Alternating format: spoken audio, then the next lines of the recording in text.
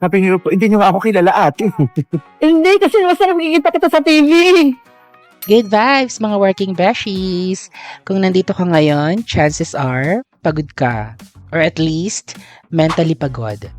Nakita mo rin siguro yung short clip or short video na nagva-viral ngayon tungkol kay Vice Ganda sa airport. Tama? Isang moment lang yun ha, pero grabe yung narrative na nabuo dun. At habang pinapanood ko yun, may isang tanong na pumasok sa isip ko. Bakit parang kasalanan manahimik? I-clear ko lang muna sa inyo ha, hindi to video para bang bash, hindi rin para i-defend yung kahit sino.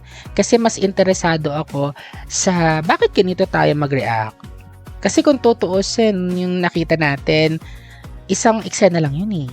Wala tayong alam sa pagod ng tao, sa pinanggalingan niya, sa emotional state niya, sa mental load niya that day. Pero ang bilis-bilis natin gumawa ng kwento, tama? And that's interesting. Kasi ginagawa rin natin to sa work. Sa trabaho, aminin natin ha, kapag tahimik ka, sabihin nila sa'yo, may problema ba? Okay ka lang? Masungit ata siya. Kapag hindi ka bubbly, ay may attitude. Ang cold ha? Hindi team player yan. Pero kailan naging requirement ang pagiging emotionally available sa lahat ng oras? Kailan naging bahagi ng job description ang palaging okay? Palaging pleasant? Kahit ubus na ubus ka na. Alam mo kung bakit? Uncomfortable ang maraming tao sa pagiging tahimik. Kasi it forces reflection. Kapag tahimik ka, walang mabasang ibang tao sa'yo. Walang cue, walang signal. At para sa maraming tao, unknown equals threat. Mas madali kasing mag-label kaysa mag-unawa. May concept sa psychology na tinatawag na emotional labor. Ito yung effort na ginagawa natin para i-manage ang emotions natin. Para maging acceptable sa ibang tao. Kahit hindi naman totoo yung nararamdaman natin. Ito example, nakasmile kahit pagod. Upbeat kahit ubos. Polite kahit drained. At ang problema dito, kapag araw-araw mo itong ginagawa, may kapalit.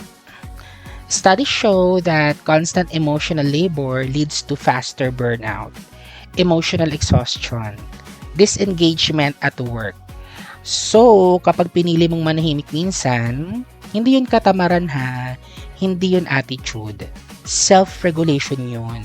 And here's something we don't talk about enough. Hindi lahat ng tahimik ay pinapayagang manahimik. Kapag boss ka at tahimik ka, intimidating, focused. Kapag employee ka naman at tahimik ka, ay may attitude, hindi team player. That's not personality judgment. That's power dynamics. Tahimik ka lang, pero dahil wala kang title, may interpretation yung iba sa'yo. Agad-agad yun. Which is unfair. Pero, totoo. Let's clear this once and for all. Introversion is not rudeness. Introversion means pinaprocess mo siya internally. You recharge alone. You speak kapag may saysay.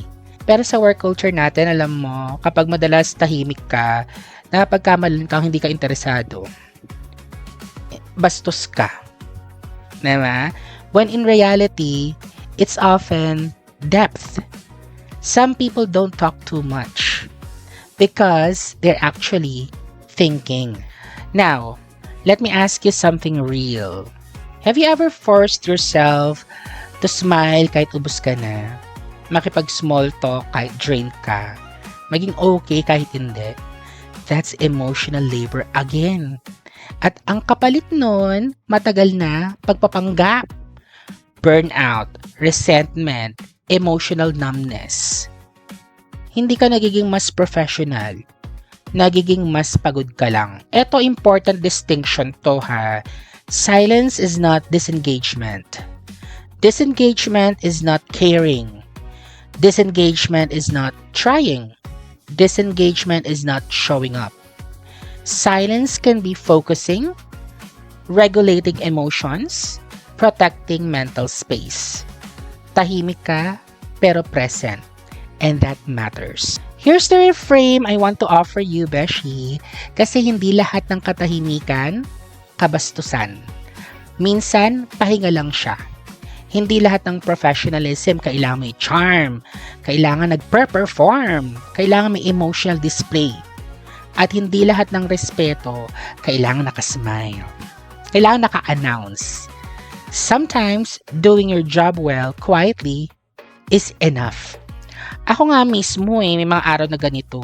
Hindi ako galit, hindi ako nagsusupladita, hindi masama ang ugali ko. Pagod lang ako. May mga araw na gusto ko na lang matapos yung trabaho, gusto ko na lang humiga sa kama ko, gusto ko na lang manahimik. And that should be okay. If tahimik ka by nature, here are some reminders. Hindi mo kailangang ipaliwanag lahat. Hindi mo utang ang constant enthusiasm. Pwede kang maging polite without performing. Pwede kang maging professional without being bubbly. Boundaries don't have to be loud. They just have to be consistent. So, kung may mga araw na napapagkamalang kang snapero, tinawag kang suplado, nasabihan kang iba ka today, let me say this clearly. Hindi ka masama, Beshi.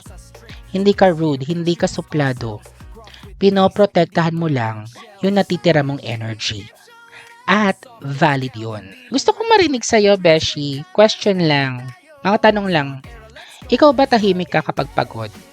Na-label ka na bang masungit kahit ubos ka lang?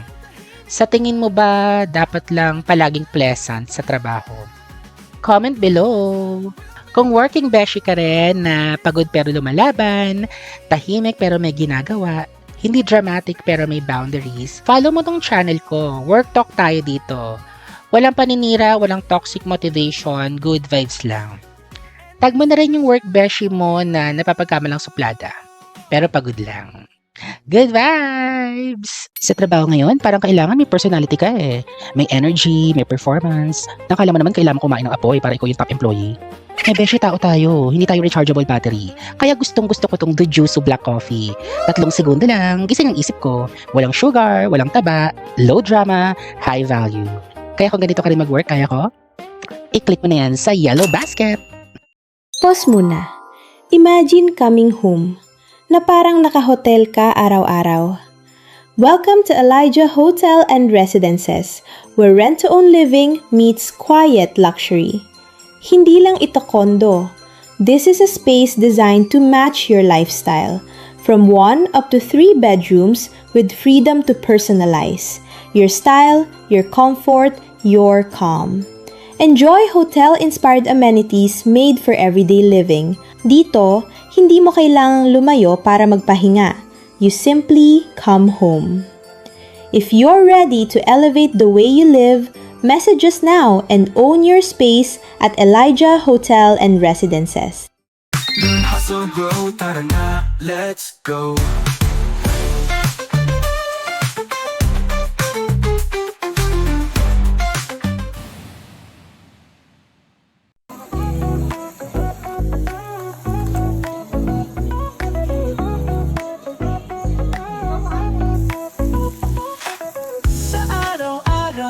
Sama tayo. Learn tayo ng learn, di mapapahinto. Hustle ang game, lakas ang aming plano. Kahit anong harang, kaya nating lampasan. Kahit anong laban, tayo'y magtutulungan. Rampin, good vibes sa lahat. Grow tayo, kasama, walang atras.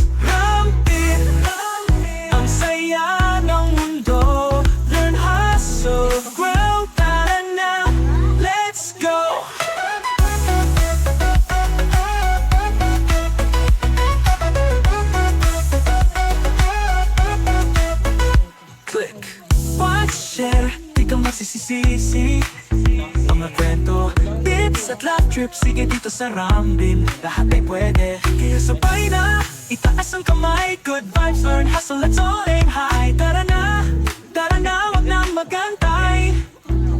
Rambil, good vibes sa lahat.